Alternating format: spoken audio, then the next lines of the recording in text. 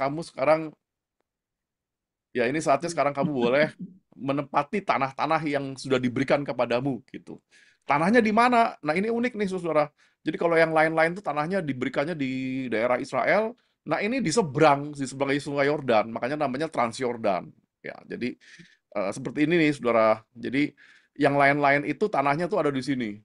Ya, suku-suku yang lain dikasih tanah tuh di sini. Nah ini Yosua tuh ngomongnya di mana di sini saudara, namanya Silo nih di sini ya. Di Silo ini ada kemah Allah. Di sini juga si cerita ini berlangsung gitu loh. Jadi mereka ada di sini lalu disuruh pergilah ke ini. Yang si Manasye dapat di sini, si Gad dapat di sini, si Ruben dapat di bawah. Jadi saudara lihat di tengah ini ada Sungai Yordan nih saudara. Jadi yang di sebelah kiri Sungai Yordan itu daerah Israel, tanah perjanjian itu. Tapi yang di sebelah kanan ini namanya tanah Gilead, saudara. Jadi Yordan ini kalau sekarang nih sampai sampai sekarang, saudara, kalau saudara pernah ke Israel, ini daerah yang di seberang ini namanya Yordania, saudara. Jadi Petra segala macam tuh masuk di sini. Kami pernah pergi ke apa ya ke Israel waktu itu udah keliling-keliling sini, kemudian pergi ke Petra, ke nyebrang di Yordan ini, saudara. Nah, jadi tiga suku ini, saudara-saudara, Ruben, Gad, dan setengah dari Manasye. Kenapa setengah? Karena yang setengah lagi itu dikasih di sebelah kiri nih, di sebelah Israel. Makanya dikatakan suku Manasye yang setengah ini ada di seberang Sungai Yordan, namanya Transyordan. Apa sih bedanya, saudara? Coba, kalau tinggal di sini tuh bedanya apa? Oh, beda banget. Karena kalau di sini nih, di tanah perjanjian tuh kan isinya ada suku-suku Israel banyak banget kan. Jadi pusat pemerintahan ada di sini, kemah suci semua ada di sini. eh Pokoknya pusat kerohanian semua ada di sini. Sedangkan di sini nih, saudara, ini kayak IKN nih kayaknya. Kayak IKN ya. Jadi daerah yang belum ada apa-apanya, terus banyak apa ini ada suku Moab di sini, ada pokoknya penyembah-penyembah berhala gitu ya. Dan mereka jadi terisolasi karena ini kan di tengah-tengah ada sungai ini, saudara, Sungai Yordan nih. Jadi kalau tinggal di sini tuh terisolasi dari yang lain-lain gitu loh, saudara. Suku Transyordan ini. Dan tidak Ya, subur ya Pak? oh, nggak sesubur di sini kali ya. Iya. Ya, tapi itulah ya, dapetnya di situ gitu loh. Betul. Nih, saya gedein lagi nih, saudara-saudara. Ya, jadi ini ada Sungai Yordan di tengah-tengah. Jadi kalau mau ke kemah Tuhan itu mesti nyebrang dulu, saudara. Dan Sungai Yordan ini nggak apa ya, nggak gampang diseberangi juga gitu loh. Jadi makanya makin lama makin terisolasi nih, orang-orang sini punya budaya sendiri yang mungkin bisa berbeda dengan budaya orang-orang Israel lainnya gitu loh. Ya, ini menjadi masalah kemudian. Oke, lalu karena mereka sudah dewasa, mereka telah memelihara segala yang diperintahkan Tuhan, mereka tidak meninggalkan saudara-saudaramu, artinya tidak pernah berkhianat. Jadi setia sama Tuhan, setia sama suku-suku lain, tidak pernah berkhianat, maka sekarang dikatakan, udahlah saatnya kamu pergi gitu. Perhatikan saudara di ayat 4 ini, pulanglah ke rumahmu, ke tanah milikmu yang telah diberikan kepadamu. Ini menarik kenapa? Oh, mereka belum pernah tinggal di sana kok saudara. Ini kan baru pindah. Ya. Kok bisa dibilang pulanglah ke kemahmu, ke tanah milikmu? Itu artinya apa? Artinya mereka percaya bahwa tanah itu walaupun belum pernah ditinggalin, itu sudah jadi milik mereka. Kenapa? Karena tanah itu diberikan Tuhan kepada mereka. Nah, makanya namanya tanah perjanjian. Nah, ini juga yang membuat kita mengerti sekarang kenapa sampai sekarang orang Israel tuh terus apa ya, eh, melawan orang-orang Palestina gitu loh. Itu secara hukum memang tidak apa ya, salah mereka orang Israel itu merebut tanah orang-orang Palestina, tapi mereka selalu berpemikiran bahwa ini tanah yang Tuhan berikan kepada mereka gitu. Itu yang menjadi persoalan sampai sekarang nih. Ya jadi bagi orang Israel tuh tanah tuh bukan cuma sekedar properti gitu loh. Bukan cuma sekedar ya ini investasi bukan, tapi ini tanah perjanjian, ini pemberian Tuhan gitu. Saya nggak tahu bagaimana dengan saudara-saudara kalau memandang rumah saudara sekarang tuh, saudara mandang itu cuma properti atau itu pemberian Tuhan gitu. Nah, teman saya ada satu tinggal di satu tempat ya tempatnya kecil di Jakarta. Kemudian tiba-tiba satu hari dia jalan-jalan sama istrinya dan ketemu sebuah rumah yang lebih besar gitu loh. Kemudian iseng ke si suaminya bilang, "Mah, eh, seandainya kita bisa punya rumah di sini, kamu suka nggak rumah ini?"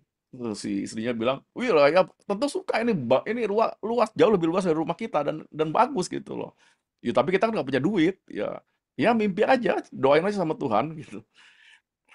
Teman saya ini kerja di bank, saudara. Dia sering memberikan kredit kepada orang-orang ya di bank.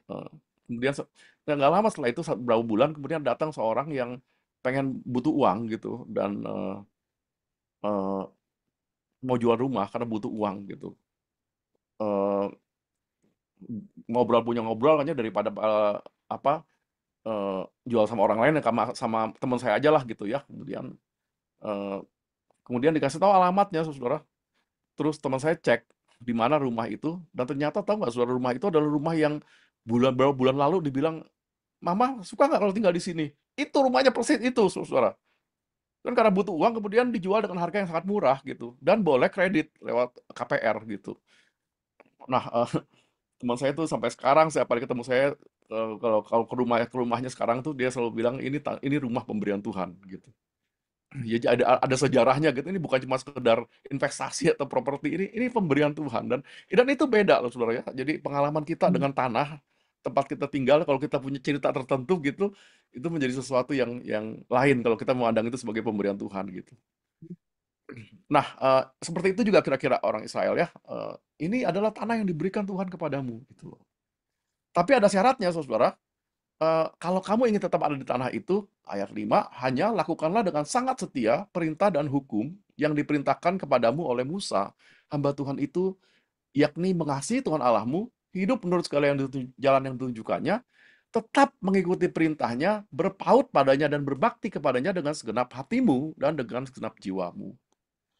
Jadi dengan kata lain, untuk mempertahankan tanah di situ ada syaratnya.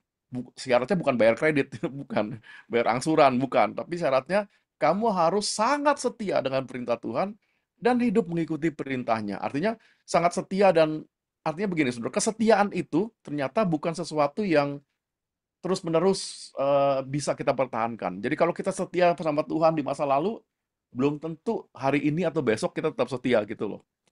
Kan tadi dikatakan kamu selama ini sudah setia, tapi kamu untuk tetap tinggal di situ, kamu harus sangat setia dan tetap tuh artinya terus-menerus mengikuti perintahnya. Jadi kesetiaan itu rupanya, saudara, atau ketaatan masa lalu bukan jaminan bahwa kita akan taat di masa kini atau masa depan.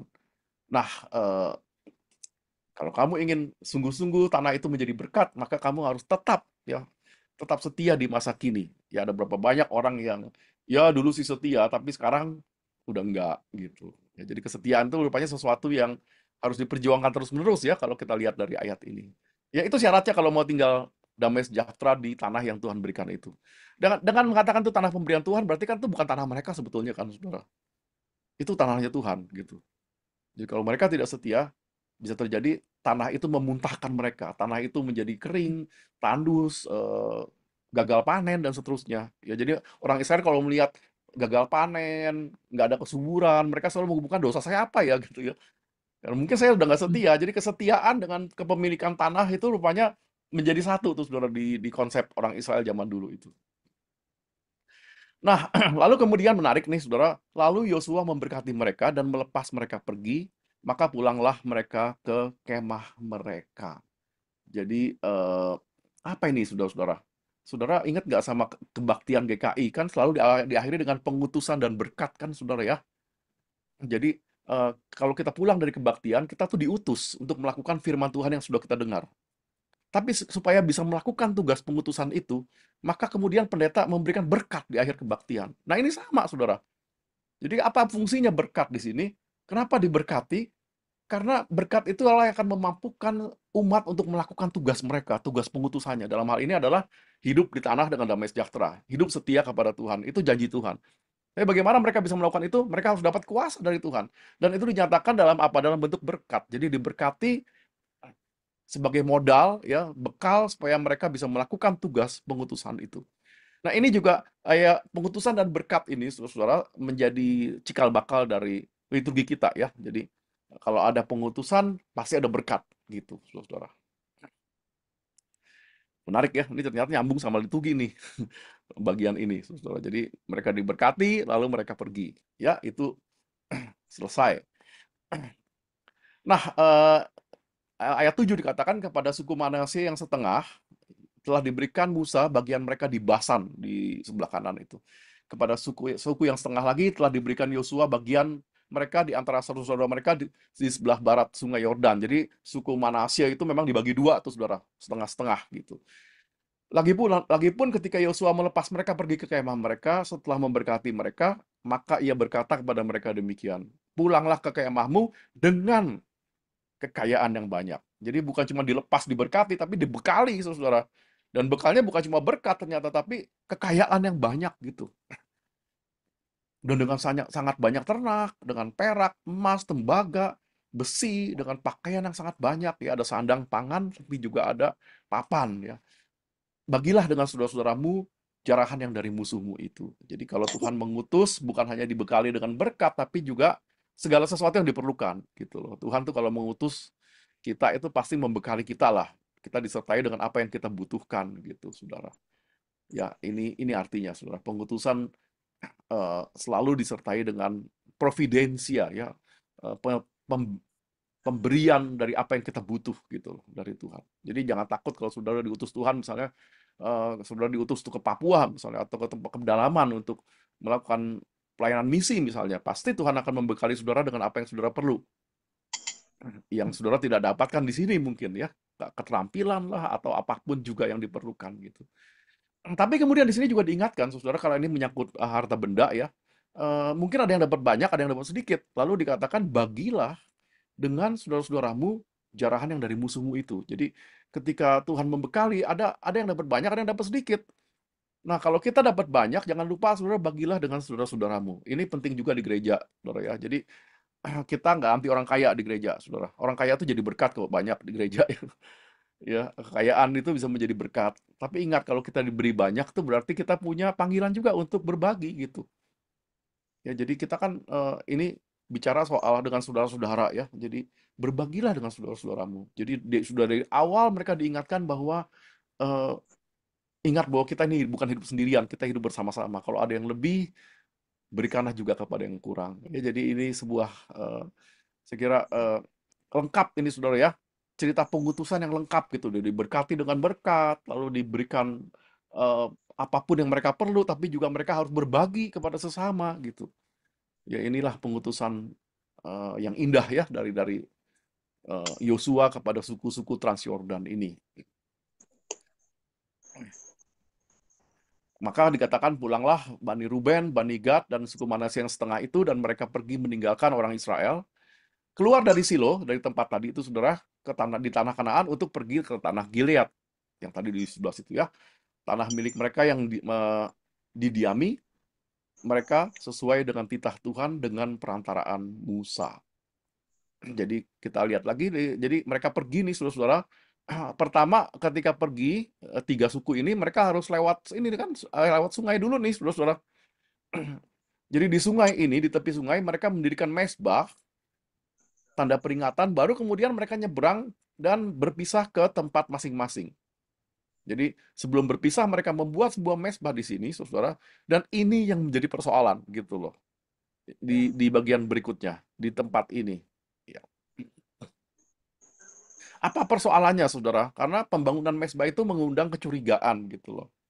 Jangan-jangan ini penyembahan berhala gitu ya. Mari kita lihat ceritanya dari ayat 10 sampai 12. Ketika mereka sampai ke Gilead pada sungai Yordan yang di tanah Kanaan, maka Bani Ruben, Bani Gad, dan suku Manasye yang setengah itu mendirikan mezbah di sana, di tepi sungai Yordan, mezbah yang besar bangunannya. Jadi ini mencolok nih saudara, mereka bikin mezbah, kok tiba-tiba orang melihat nih bangunan apa nih, kok gede banget gitu loh, besar. Lalu terdengarlah oleh orang Israel itu cakap orang. Ya ini kan orang banyak yang lewat ya di daerah situ mungkin banyak yang lewat begitu. Telah didirikan mezbah oleh Bani Ruben, Bani Gad, dan suku Manasye yang setengah itu. Mezbah menghadap ke tanah Kanaan di Gilead pada sungai Yordan di sebelah wilayah orang Israel. Ketika hal itu terdengar oleh orang Israel yang nyebar gitu saudara, berkumpullah segenap umat Israel di Silo untuk maju memerangi mereka. Nah, ada masalah apa di sini? Kalau sampai sampai bisa pengen perang gitu loh, saudara. Kita lihat masalahnya ya. Dikatakan mereka mendirikan mezbah. Eh, di Israel tuh cuma dikenal ada satu mezbah. Jadi kalau kita lihat apa namanya, mesbah itu adalah apa sih, Saudara? Mesbah itu adalah tempat, orang memberikan korban. Ya kalau dulu kan kalau orang datang ke gereja bukan bawa duit kolektanya.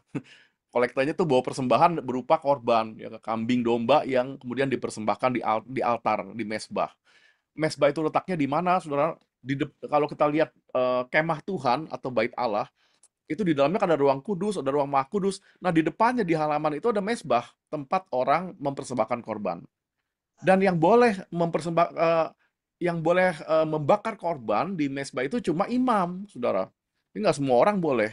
Dan mesbahnya cuma satu, cuma ada yang di kemah bait Allah, di kemah rumah Tuhan itu ya, di tenda rumah Tuhan. Itulah mesbah yang resmi.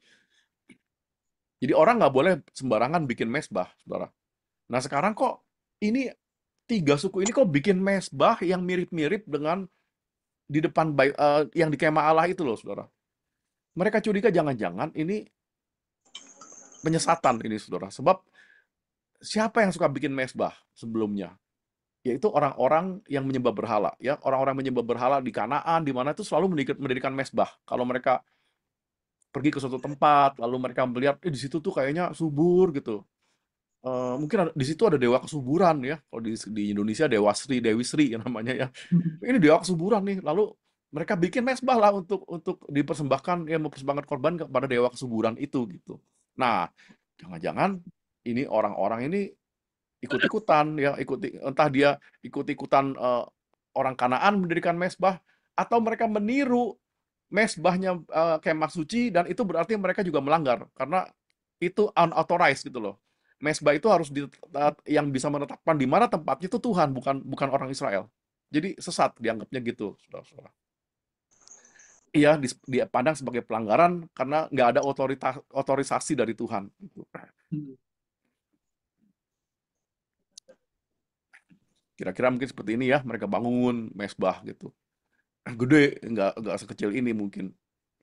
Nah, kalau kita lihat, inilah tabernakel atau kemah Tuhan yang dibangun di Silo, saudara, yang resmi nih. Saya gedein ya. Nah, ini dia nih, saudara, mesbah atau altar yang ada di depan kemah suci itu. Ini tempat orang memberikan persembahan, dan kan mirip-mirip kan, saudara-saudara? Iya. Jadi ini mesbah KW nih, mesbah KW. Nggak boleh, karena Tuhan mengatakan nggak boleh bikin sembarangan mesbah gitu. Kok nggak boleh, taunya dari mana ini? Dari Ulangan 12, ayat 5 sampai 7. Ini ada aturan. Tetapi tempat yang akan dipilih Tuhan Allahmu dan segala sukumu sebagai kediamannya untuk menegakkan namanya di sana, kemah suci. Tempat itulah harus kamu cari dan kesanalah harus kamu pergi. Kesanalah harus kamu bawa korban bakaran dan korban sembelihanmu, persembahan persepuluhanmu dan persembahan khususmu, korban nasarmu dan korban sukarelamu, anak-anak sulung lembu sapimu dan kambing dombamu. Di sanalah kamu makan di hadapan Tuhan Allahmu dan bersukaria, kamu dan seisi rumahmu, karena dalam segala usahamu engkau diberkati oleh Tuhan Allahmu. Ya. Tempat yang akan dipilih Tuhan. Jadi nggak boleh sembarangan tempat tuh, saudara. Nah, di saat itu yang dipilih adalah di mana? Di Silo. Dan setelah itu yang dipilih Tuhan di mana? Di Yerusalem. Ada bait Allah nanti kemudian gitu. Jadi ini yang didirikan oleh si tiga suku ini nggak ada bukan pilihan Tuhan, itu nggak bisa, itu tempat itu unauthorized gitu loh, saudara. Ya KW pokoknya deh. Jadi nggak boleh. Nah kemudian apa namanya, ini kan mesbah ini kan dilihat orang gitu, saudara. Ada orang satu lihat, besoknya kasih tahu, kamu tahu nggak tuh ada mesbah tuh di situ, mesbah liar. Ada orang lihat lagi, kemudian tersebarlah berita kemana-mana, lalu terdengarlah oleh orang Israel itu cakap orang. Jadi akhirnya ini jadi viral nih, saudara. Viral. Jadi artinya nggak semua orang melihat mesbah itu, tapi ada lebih banyak orang yang nggak lihat, tapi kemudian menyebarkannya kepada orang lain ya, cakap orang gitu, rumor, saudara. Kalau rumor tuh berarti udah ditambah-tambahin, gitu kan, gosip ya. Jadi wah makin lama makin ini, wah ternyata ada persembahan korban loh di situ, gitu, macam-macam. Ini ternyata ada mungkin ngundang orang-orang Kanaan dan sebagainya, sampai mereka menjadi yakin bahwa eh, apa namanya ada sesuatu yang salah di sini gitu loh. Apalagi kita tadi melihat bahwa sesudah mereka mendirikan mezbah, kemudian mereka tinggal di tempat yang isolatif kan, tadi kan di sebelah Yordan Hmm. situ loh, kan isolatif. Jadi komunikasi antar mereka dengan suku-suku Israel lainnya tuh nggak seakrab seperti yang lain, kan, karena mereka kan jarang ketemu, saudara. Kalau mau Hmm. ketemuan kan mesti nyebrang sungai gitu loh. Jadi miskomunikasi itu tambah parah lagi karena apa? Karena ada banyak orang yang nyebarin gosip, padahal mereka nggak lihat, ya cuman kata orang, dan mereka nggak pernah ngobrol satu sama yang lain gitu loh. Jadi terjadilah miskomunikasi ya, sering di gereja kan sering gitu, saudara. Hmm. Ya, ya sering gitu terjadi tuh. Jadi ada yang betul-betul lihat kejadiannya, ada orang yang dengerin kata si ini gitu loh kemarin gitu loh. Terus viral tuh kemana-mana. Dan kita sendiri nggak pernah ketemu sama orang yang digosipin itu, kita nggak pernah ketemu, kita nggak pernah kenal mereka. Kita juga asing dengan mereka sehingga kita begitu denger gosip, rumor, udahlah, pasti bener gitu, saudara. Ya, jadi makin viral kemudian sampai itu, terjadi eskalasi ya, dari cerita-cerita satu sama lain kemudian menjadi, mereka jadi ingin berperang. Ini kan ini, berkumpullah segenap umat Israel di Shilo untuk maju memerangi mereka. Ini kan berarti gawat nih, saudara, perang saudara ini. Masalahnya belum jelas kok udah perang saudara gitu. Ya gara-gara cuma salah paham.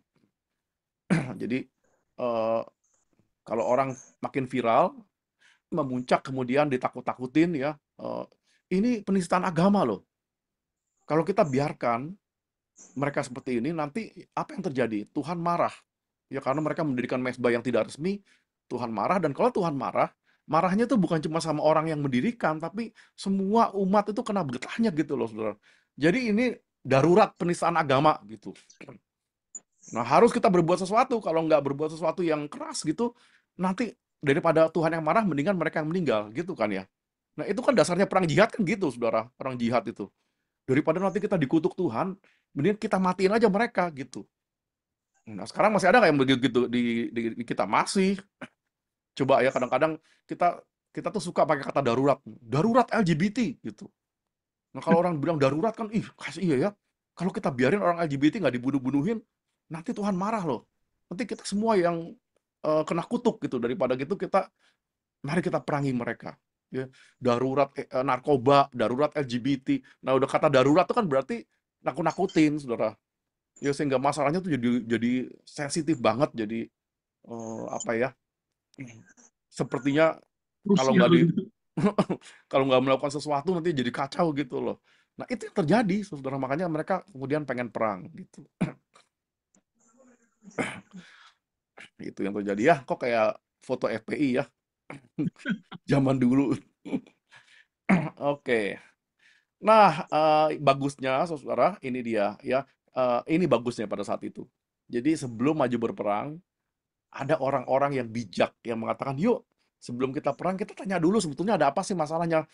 Kita ketemu sama mereka, ya. Kemudian di ayat 13 sampai 20 ini ada komplain, jadi mereka menyampaikan komplain. Kemudian orang Israel mengutus kepada Bani Ruben, kepada Bani Gad, dan kepada suku Manasye yang setengah itu ke tanah Gilead, Imam Pinehas bin Eliezer. Jadi ada satu yang pemuka agama yang diutus, si imam, dan bersama dengan dia 10 pemimpin, yaitu seorang pemimpin kaum keluarga sebagai wakil tiap-tiap suku Israel. Ya, jadi bukan hanya imam, tapi juga kepala-kepala dari setiap suku.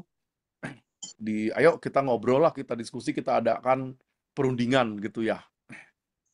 Masing-masing mereka itu kepala kaum keluarganya di antara kaum-kaum orang Israel. Ya, ini solusi yang baik. Jadi sebelum perang, sebelum suasananya memuncak, menciptakan korban, Bo ya kita kumpul dulu, kita tanya lebih jelas, klarifikasi dulu nih gitu.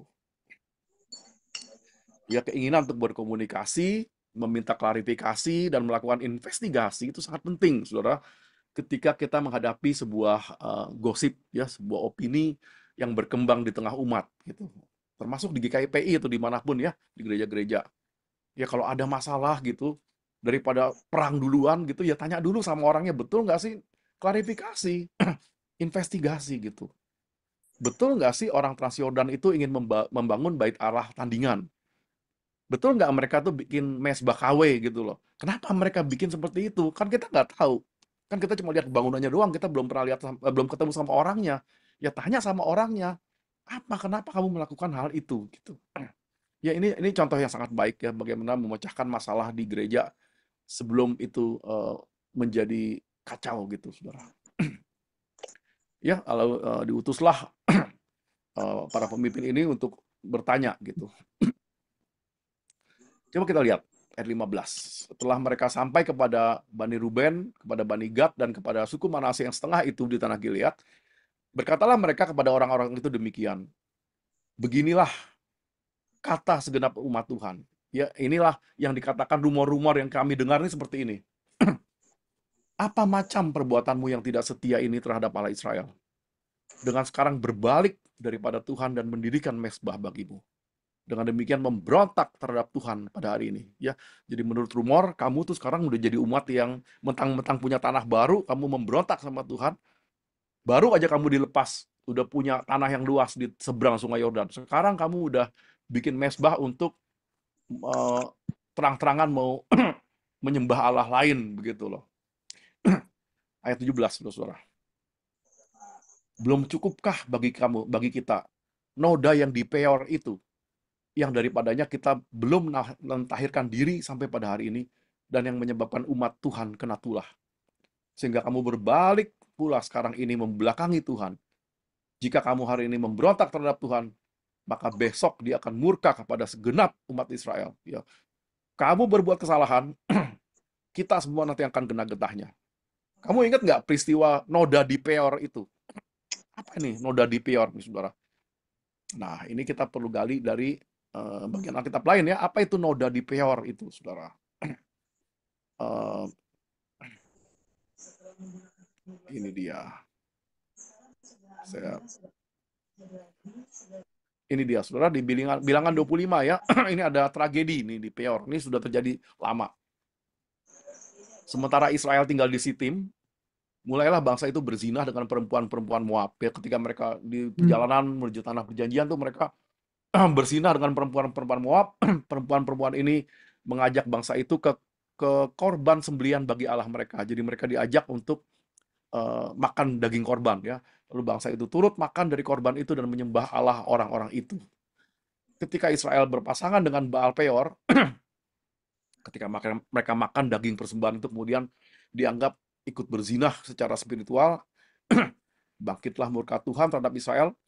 Lalu berfirmanlah Tuhan kepada Musa, tangkaplah semua orang yang mengepalai bangsa itu dan gantunglah mereka di hadapan Tuhan di tempat terang, supaya murka Tuhan yang menyala-nyala itu surut daripada Israel. Lalu berkatalah Musa kepada hakim-hakim Israel, baiklah masing-masing kamu membunuh orang-orang yang telah berpasangan dengan Baal Peor. Ya, jadi tragedi ini, saudara, bahwa Musa akhirnya terpaksa membunuh orang-orang yang dianggap berzinah pada Tuhan karena makan persembahan dari mezbah orang-orang Peor ini ya, saudara ya, Baal Peor ini. Nah, itu kasusnya, saudara. Jadi kamu masih ingat nggak tragedi ini? Dulu tuh banyak orang meninggal ya gara-gara ini. Tuhan murka. Apa sekarang kamu mau ulangi lagi? Gitu. Kira-kira begitu, saudara. Jadi ini semua tuduhan ya. Tuduhan dari orang-orang Israel. Tapi mereka juga bukan cuma menuduh, saudara. Mereka memberikan juga solusi alternatif. Ayat 19, 20. Akan tetapi jika sekiranya tanah milikmu itu najis, ya jika memang gara-gara kamu tinggal di sini, kemudian kamu jadi najis, kamu jadi ikut-ikutan orang-orang yang menyembah berhala, marilah menyeberang ke tanah milik Tuhan, tempat kedudukan kemah suci Tuhan, dan menetaplah di tengah-tengah kami. Tapi janganlah memberontak terhadap Tuhan, dan janganlah memberontak terhadap kami, dengan mendirikan mezbah bagimu sendiri, selain dari mezbah Tuhan Allah kita. Ketika Akan bin Zerah berubah setia dengan mengambil barang-barang yang telah dikhususkan, bukankah segenap umat Israel kena murka? Bukan orang itu saja yang mati karena dosanya. Ya, jadi ini ada etikat baik ketika perundingan ini, saudara. Mereka bukan cuma menuduh, tapi mereka juga memberikan solusi. Kalau memang gara-gara kamu tinggal di sini, kamu jadi memberontak pada Tuhan ya, kamu jadi terpengaruh sama suku-suku lain, kamu jadi penyembah berhala, udahlah, gini aja, lebih baik kamu pindah aja deh. Gabunglah tinggal bareng sama kami di sebelah kiri Sungai Yordan. Kami sedia kok menerima kamu, gitu. Daripada kamu tinggal di sana jadi sesat, dan Tuhan jadi murka, dan kita semua kena tulahnya. Daripada gitu, mendingan udah, kami mau kok berbagi tanah dengan kamu. kalau kamu merasa gara-gara kamu tinggal di situ kamu jadi sesat. Ya, jadi ini baik nih saudara. Perundingan ini bukan cuma masa nuduh, tapi juga memberikan solusi. Hmm. Ya, kami mau membantu gimana caranya supaya masalah ini bisa selesai. Hmm. Ya, diskusi itu mesti gitu, saudara. Bukan cuma kamu salah, kamu begini, begini, begini, udah. Terus kita harus gimana? Ya, pokoknya kamu salah, gitu loh. Ya, kalau cuma itu kan nggak ada penyelesaian kan, saudara. Ini mereka menuduh kamu salah, tapi kalau kamu mau ngakui kesalahan kamu, yuk kita cari. Aku punya solusinya, gitu. Ya, yang baik buat semua orang. Aku juga mau berkorban. Kamu tinggal bersama aku juga nggak masalah. Sempit-sempitan juga nggak masalah, gitu kira-kira ya, berbagi tanah. Jadi para utusan bukan hanya menuduh, tapi juga memberikan solusi. Ya, tinggallah bersama kami di kemah suci. Nah, mereka tidak ingin supaya ini loh, kamu mendirikan mesbah bagi dirimu sendiri yang bukan mesbah Tuhan. Itu tuduhan mereka, saudara. Bahwa mesbah itu mereka dirikan atas keinginan mereka sendiri. Jadi rupanya tempat ibadah ya atau lokasi ibadah itu bagi umat itu begitu penting pada waktu itu, nggak seperti kita, saudara. Jadi eh, mendingan orang pindah rumah kalau memang mereka tidak bisa beribadah di tempat yang benar. Zaman dulu Hmm. gitu, saudara. Daripada kamu tinggal di sebuah tempat, lalu di situ kamu nggak bisa beribadah dengan benar. Kan prinsipnya gitu, saudara. Saya mau tanya, kalau saudara pindah ya, pindah rumah, keluar kota, kemana gitu, saudara pindah rumah, saudara memikirkan nggak, nanti saya kalau di situ saya ibadah di mana?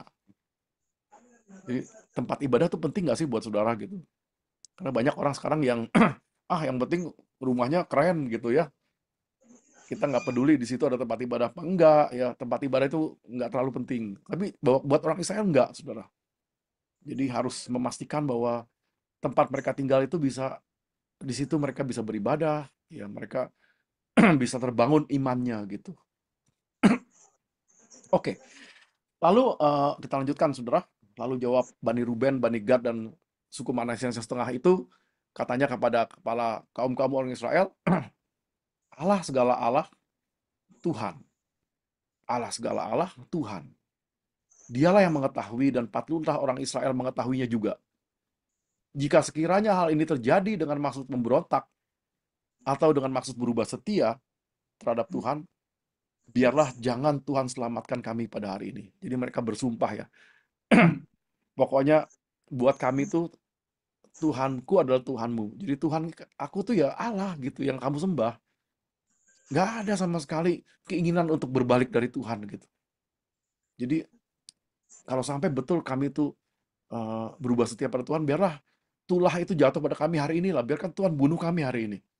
Serius, kami itu nggak ada maksud sama sekali untuk untuk menyembah Allah lain gitu ya. Jadi meyakinkan bahwa eh, tuduhan itu nggak benar gitu loh, saudara. Ya itu yang harus jadi bahan pertama. Mengatakan bahwa dengan keyakinan bahwa nggak benar apa yang kamu tuduhkan kepada kami itu. Ini respon yang bijak dari suku-suku Transyordan ya.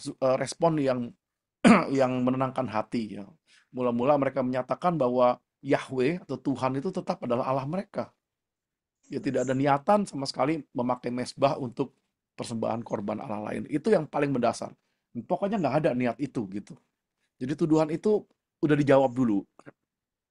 Nah, kemudian baru mereka menjelaskan kenapa kalau gitu mereka mendirikan mesbah gitu, saudara.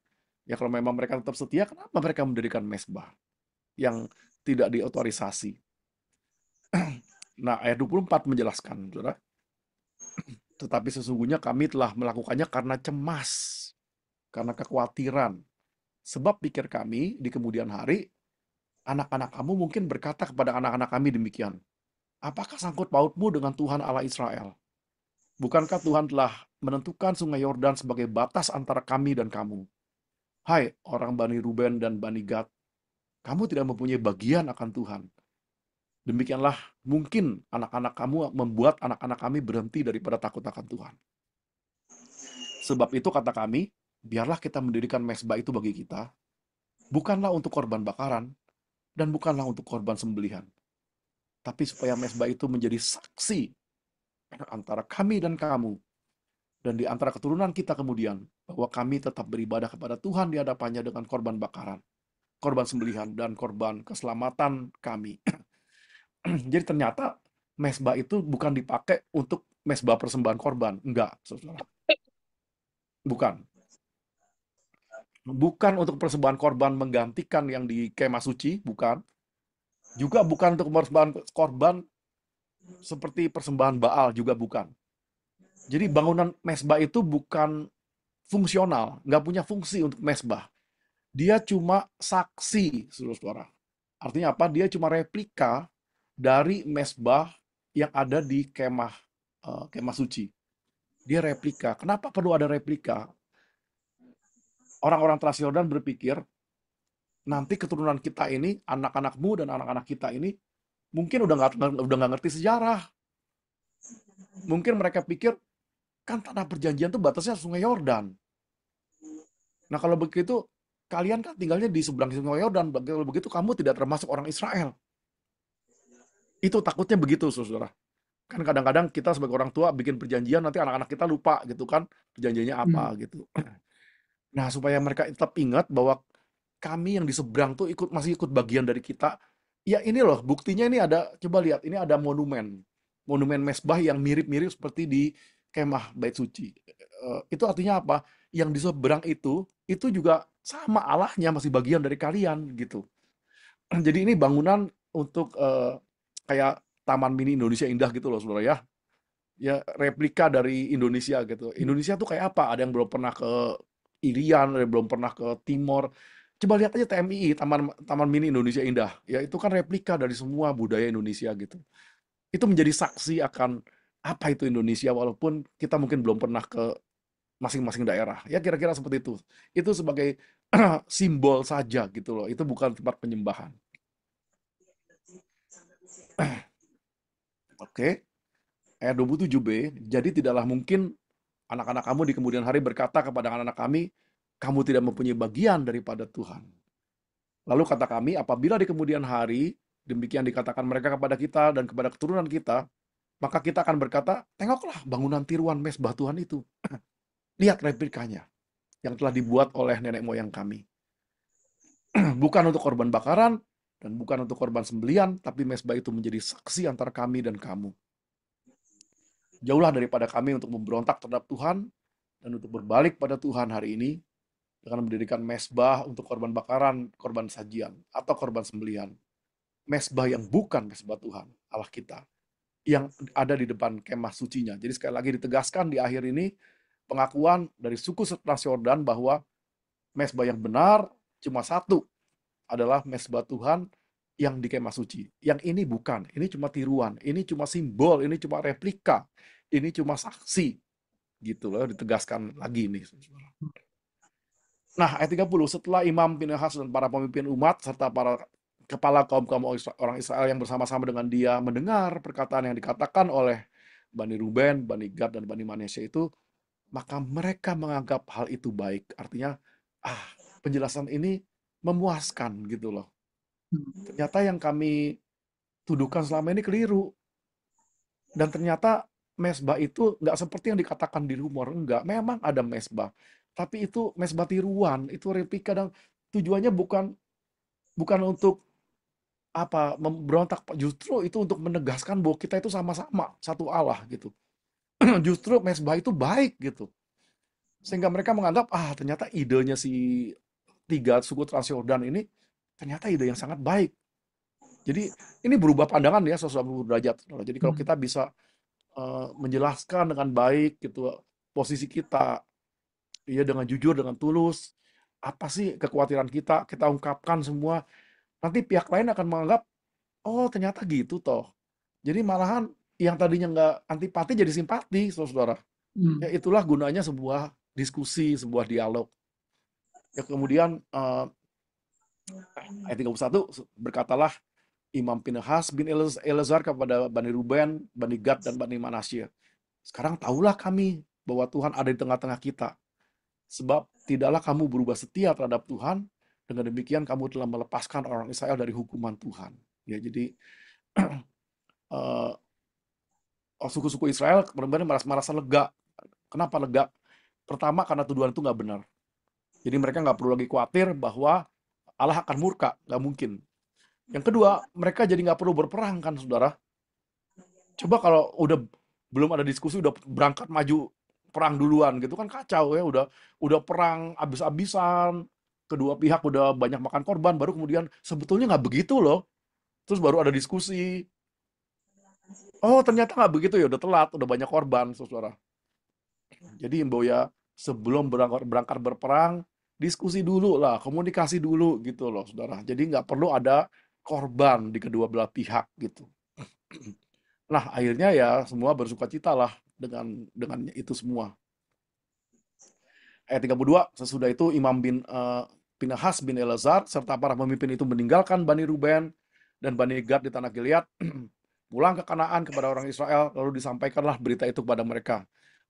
Dikatakan ternyata yang kalian tuduhkan tuh bohong, nggak benar, itu hoax, gitu ya. Sampaikan lagi gitu loh. Ini sama kayak kita, kalau kita dengerin hoax, kita udah konfirmasi nggak benar, ya kita sebarin lagi berita bahwa yang dulu itu bohong gitu loh, saudara. Jangan kalau udah tahu itu hoax didiemin aja, ya kita balas ya, sebarin lagi dong itu yang nggak benar tuh yang tadi, yang kemarin gitu ya. Nah, apa yang terjadi kemudian ayat 33, hal itu dipandang baik oleh orang Israel.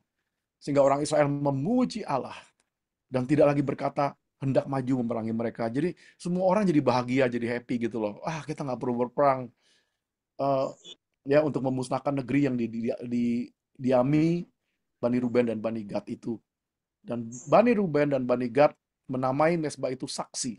Karena inilah saksi antara kita bahwa Tuhan itulah Allah. Ya, jadi kedua pihak bergembira karena sekarang semakin sadar bahwa ternyata kita tuh satu saudara. Ternyata mereka tuh setia sama seperti kita juga setia. Jadi dialog yang dibuka itu eh, saat terjadinya konflik ternyata bisa menyingkirkan semua persepsi negatif, bahkan mendatangkan sukacita dan mengubah kawan menjadi lawan. Yang luar biasa nih. Jadi akhirnya happy ending, saudara. Yang tadinya mau perang malah jadi dua-duanya bergembira dan makin akrab. Biasanya gitu, kalau habis dialog tadinya ya beda persepsi, kemudian kita ngobrol gitu ya. Kita jadi sesudah ngerti gitu, akhirnya bisa lebih sayang pada pada orang yang kita konflik kepadanya daripada sebelumnya. Hmm. Ya, antara suami istri kan juga gitu ya, orang tua anak juga gitu. Wah, punya tuduhan macam-macam gitu loh. Kamu selingkuh ya? Gitu. Wah, ada tuduhan macam-macam. Nah, ketika dikonfirmasi ternyata nggak begitu, jadi pelukan lagi deh, tambah sayang dari sebelumnya. Ya karena ternyata nggak begitu gitu loh. Ternyata kita masih sehati gitu. Ya ini penting sekali buat kita ya rekonsiliasi ini gitu. Dan kita melihat dari sini pentingnya menciptakan dialog untuk terjadinya rekonsiliasi. Jadi kemudian sejak itulah mereka dan keturunan mereka itu kalau melihat mesbah ini mereka tidak lagi memandang itu sebagai sesuatu yang negatif tapi sebuah tanda ya, sebuah saksi yang positif bahwa ini tanda persatuan di antara kita. Ya, kira-kira gitu saudara PA-nya saya serahkan kembali untuk diskusi. Terima kasih, Pak Yusman. Ya,